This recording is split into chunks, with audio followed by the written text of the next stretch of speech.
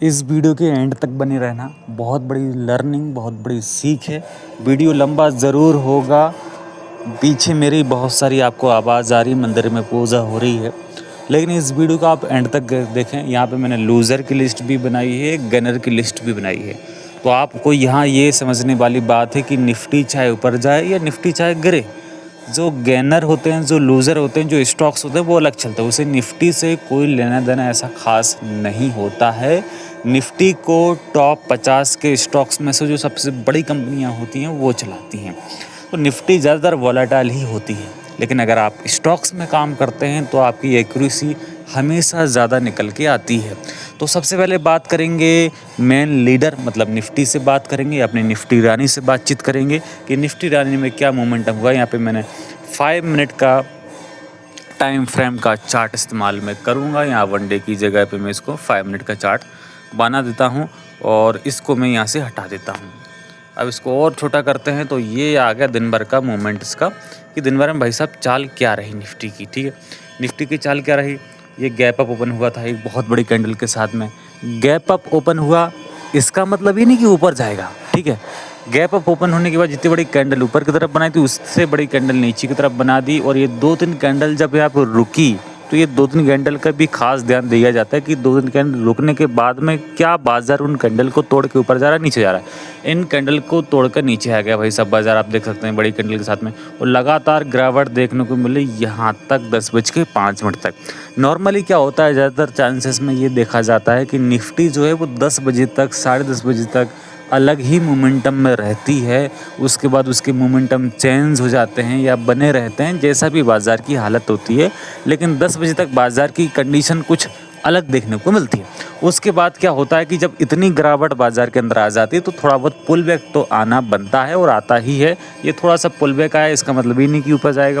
फिर जितना pull back आया था उतना गिर भी गया, लेकिन जो लो बनाया था उसको दोबारा ब्रेक नहीं किया। हालांकि ब्रेक करने की कोशिश ज़रूर करी, लेकिन ब्रेक नहीं किया, क्योंकि ऑलरेडी यहाँ से यहाँ तक का मूवमेंट बाज़ार के अंदर हो गया था। तो यहाँ पे कोई चांस नहीं बनता पुट ऑप्शन लेने का, क्योंकि ऑलरेडी काफ़ी बड़ा मूवमेंट हो गया। साथ में एक रेंज बनाया, ऊपर नीचे ऊपर नीचे। देखो बहुत सारे कैंडल बनाए, ये यहाँ तक, ये देखो ये एक हाई बना लिया था, रेसिस्टेंस बना लिया 22,044 का।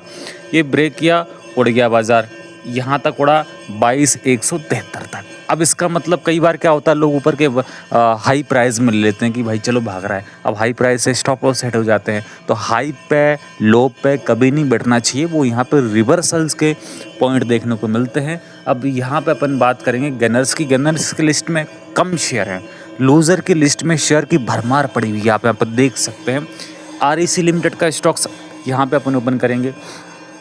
REC आप देखो यहाँ पे ऊपर ये भी ओपन हुआ था, लेकिन ये इसने लो बनाया और यहाँ पे काफ़ी स्ट्रगल किया, रुका बैठा। फाइनली यहाँ पे ये जो ट्रेंड लाइन यहाँ तक बनी थी, इसको ब्रेक किया, ये हाई ब्रेक किया और बहुत तगड़ा भागा। 5% की तेज़ी इसके अंदर देखने को मिली। तो ये चीज़ें भी देखना ज़रूरी होता है अपने अंदर। उसके बाद में VVL की बात करें, बहुत तगड़ा लोअर लेवल से इसने 10% के आसपास का अप साइड में मोमेंटम दिया। यहाँ पे देखो, यहाँ पे डाउन ट्रेंड कब तक था इसका, 10:20 तक का ये डाउन ट्रेंड था। ट्रेंड मार्केट में कब बदल जाए इसका कोई भरोसा नहीं, इसलिए हमें ट्रेंड के हिसाब से, मार्केट के हिसाब से बदलना पड़ेगा, तभी अपना काम हो सकता है। गलत टाइम पे अपन को मार्केट के अंदर एंट्री नहीं लेनी है। गलत टाइम मतलब क्या, ये डाउन ट्रेंड में था। अब यहाँ पे अगर हम सोचेंगे कि डाउन ट्रेंड में हम पुट ले लें, तो यहाँ पे ओबियसली बात है, यहाँ पे लॉस होगा। अगर यहाँ कहीं लेंगे तो कुछ प्रॉफिट मिल जाएगा। ये एक कैंडल हैवी बनी थी, वो वापस गिर भी गई, लेकिन लो नहीं तोड़ा। फिर ऊपर गया, फिर एक कैंडल हैवी बनी, फिर गिर गया, लेकिन फिर इसके बाद तोड़ दिया और ये हाई तोड़ा और भाग गया। और दिन का भी जो हाई बनाया था उसको भी तोड़ा और भाग गया। इसमें यहाँ तक 461 का इसका हाई है और 420 का 40 पॉइंट का मोमेंटम इसमें हमें देखने को मिला। उसके बाद में सीमेंस के स्टॉक्स की बात करेंगे। सीमेंस के स्टॉक्स में भी ज़ोरदार मोमेंटम हुआ है, अच्छा मोमेंटम बना, ट्रेंड ज़ोरदार बना। 10 बजे तक ये अलग था। उसके बाद में ये जो हाई बनाया था इसको ब्रेक किया, ट्रेंड के साथ में भागा, दिन का हाई ब्रेक किया और ये एंड तक भागता ही रहा। उसके बाद में बात करेंगे BEL की। BEL का कैसा मोमेंटम था, BEL में भी मिलता जुलता मोमेंटम रहा। TVS मोटर की बात करेंगे। TVS मोटर में कुछ अलग मोमेंट था। बड़ी कैंडल हरी बनी, ये लो काट के नीचे आया, फिर ऊपर गया, लेकिन ये लो नहीं काटा, ये हाई काटा और भाग गया, ये हाई काटा और भाग गया। ये टेक्निकल हमें ये चीज़ें देखनी पड़ती हैं। देखो ये हाई ब्रेक किया और भाग गया यहाँ पे, है ना, ये लो ब्रेक नहीं किया, ठीक है, हाई ब्रेक किया, भाग गया। निफ्टी को देख के कभी ट्रेड नहीं करना है स्टॉक्स में। स्टॉक्स को देखना, अगर आप स्टॉक्स में ट्रेड करते हैं, निफ्टी से कोई लेना देना नहीं।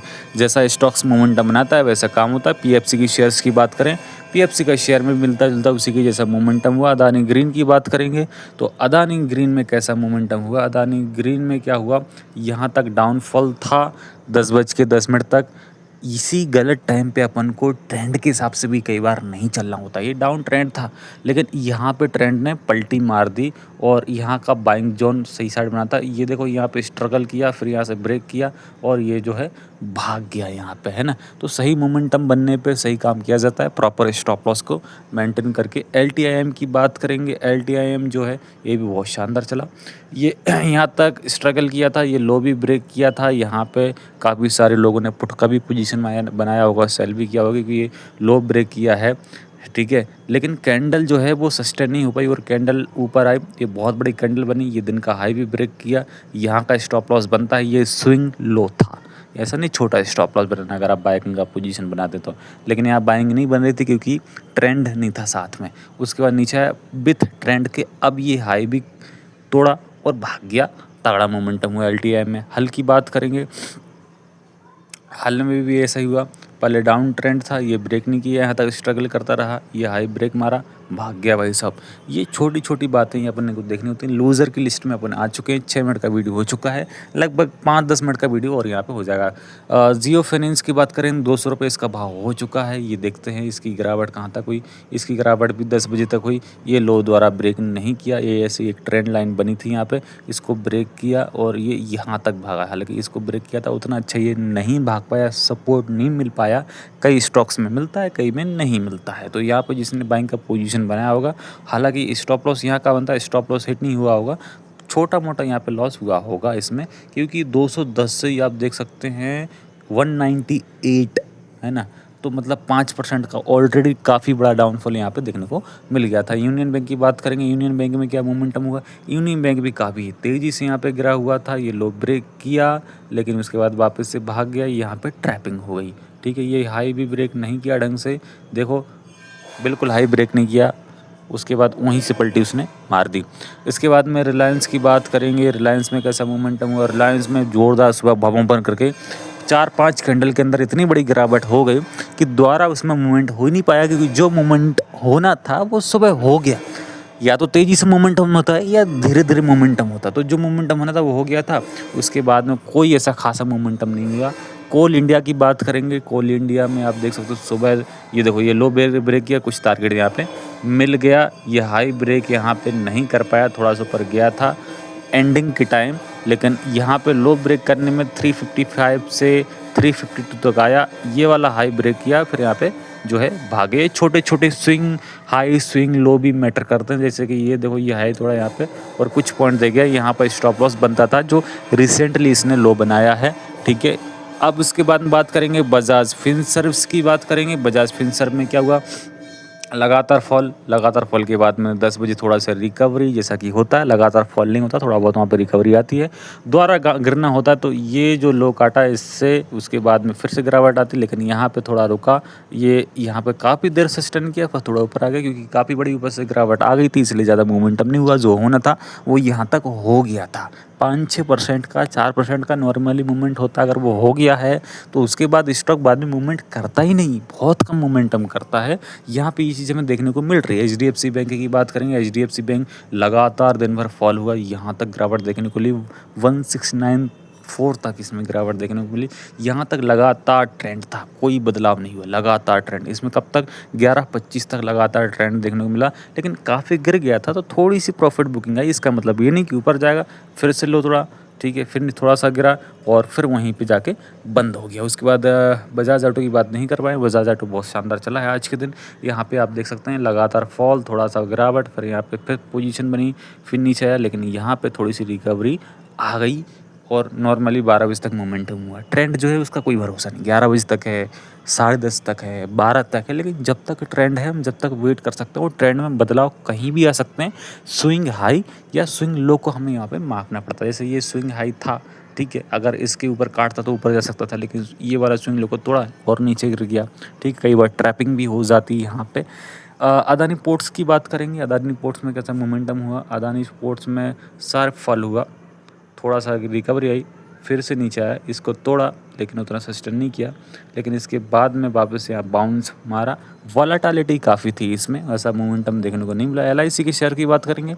अब नेट थोड़ा स्लो हो गया है या भी, हाँ ओपन हो गया। एलआईसी ने जितना गिरा था पूरा कवर ले लिया। देखो ये जो दिन का हाई था उसके पास ही जाके बंद हुआ। यहाँ तक फटाफट गिरावट आई थी, यहाँ तक 10 बजे तक 10 बजे तक अलग माहौल होता है बाज़ार के अंदर स्टॉक्स में, कई बार नहीं भी होता है। उसके बाद माहौल थोड़ा सा बदल जाता है। टेक्निकल के हिसाब से हमें चलना होता है। यहाँ पे देख सकते हैं 502 से लेकर 484 तक आया था।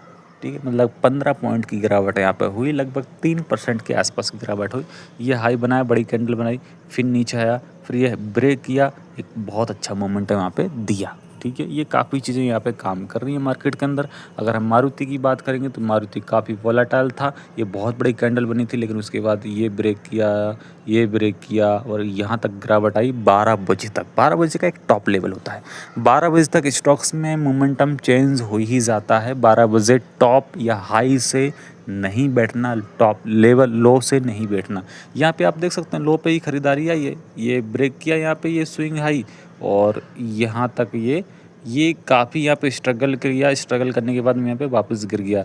स्ट्रगल करता है, बहुत सारी कैंडल एक जगह बनाता है तो या तो भाग जाता है या गिर जाता है। वही चीज़ यहाँ पे हमें मारुति में देखने को मिली। गेल की बात करेंगे। गेल में क्या मोमेंटम रहा?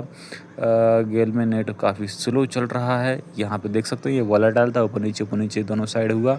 ठीक है, यहाँ से रिकवरी मारी, बहुत तेज़ बढ़िया रिकवरी मारी। ये स्विंग लो काफ़ी ऊपर था, इसलिए उतना मोमेंटम आगे नहीं दे पाया। 157, 153, 4 पॉइंट, मतलब 2-2.5% का मोमेंटम यहाँ तक इसमें ऑलरेडी हो गया था। फिर से गिरावट आई, क्योंकि ये देखो ये स्विंग लो बनाया, इसको ब्रेक किया, गिर गया। ये काफ़ी मैटर करता है swing low swing high. Asian Paint की बात करेंगे। एशियन पेंट में क्या मोमेंटम हुआ? एशियन पेंट में तगड़ी रिकवरी आ गई 10-11 बजे के आसपास। यहाँ पे आप देख सकते हैं, यहाँ तक तो ये अलग था, 11:10 तक लगातार फल था। ये लो टूटा और गिरा, ये लो टूटा और गिरा। अब इसमें गिरावट कहाँ तक आई? कितना? अब 2192 से 2130, काफ़ी बड़ी गिरावट हमें यहाँ पर देखने को मिल गई थी। तो लो प्राइस में और हाई प्राइस में इन दोनों का बहुत खास कर ध्यान देना होता है। टॉप पे बाय नहीं करना, लो से सेल नहीं मारना। अगर हम यहाँ पे ऑलरेडी इतना मूवमेंट हो गया, यहाँ पे पुट ऑप्शन बाय करेंगे तो स्टॉप लॉस तो जाएगा। या तो ये वेट करने की स्विंग लो या स्विंग हाई तोड़े तब हम काम करें। जैसे ये स्विंग हाई तोड़ा ये वाला, तो यहाँ पे अपने बाय में कुछ पैसा यहाँ बना सकते थे। ठीक है, ये देखो ये बहुत अच्छा एक सपोर्ट यहाँ बनाया था। ठीक है, ये हाई तोड़ा यहाँ पे और ये भाग गया। ठीक है, अब ये देखना पड़ता है हमें कि इस लो और टॉप का खास कर ध्यान देना होता है स्टॉक्स के अंदर। यहाँ पे हमें कभी भी काम नहीं करना सही। ये मार्केट के अंदर मेन बात होती है टाइमिंग की। अगर आपका टाइम सही तो काम होगा मार्केट में, गलत टाइम पे बैठेंगे तो नुकसान हो सकता है। मेन सारा फोकस जाता है टाइम पे। अगर आप मानो यहाँ पे ट्रेंड देख के आपने 10 बजे के आसपास पुट ऑप्शन में काम किया तो अच्छा काम होता। अगर आप ये सोच रहे हैं कि ट्रेंड कंटिन्यू रखेगा तो इसका कोई भरोसा नहीं है, ट्रेंड कभी भी पलट सकता है। अब यहाँ पे ये सोच के पुट लेंगे तो नुकसान तो होगा ही, क्योंकि ऑलरेडी मूवमेंट हो गया है। तो यहाँ पे छोटा मोटा एक रिस्क लेके अपन कर सकते हैं, क्योंकि ट्रेंड कंटिन्यू भी हो सकता है। ठीक है, ट्रेंड का कोई भरोसा नहीं कब तक चले, है ना। तो सही टाइम पे लेना, सही टाइम पे बेचना, और जब शुरुआत होती है ट्रेंड पे उस टाइम हमें घुसना होता है मार्केट के अंदर।